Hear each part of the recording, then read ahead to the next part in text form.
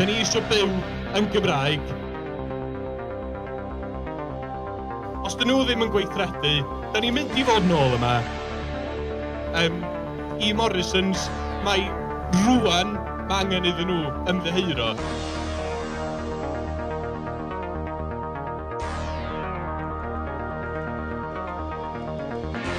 Dwi am roi rhif yr llinell ffôn yna i chi nawr. Rhif yw 0845 611 6111. Byddai'n grêt sy'n cael llwyth o alwadau yn yr hanner awr nesaf. Felly dyma rhif ffôn unwaith eto 0845 611 6111. Please ffoniwch nhw, mae eisiau gwneud gymaint o ffys ac sy'n bosib.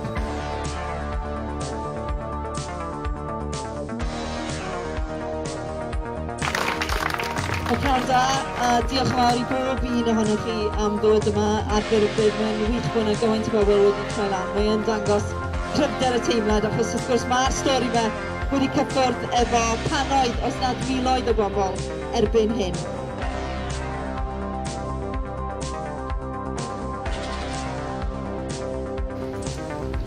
Dwi wedi bod yn teimlo rhyw gymysgedd o emosiynau dros y dyddiau dwytha yma, ers i'r stori yma dorri.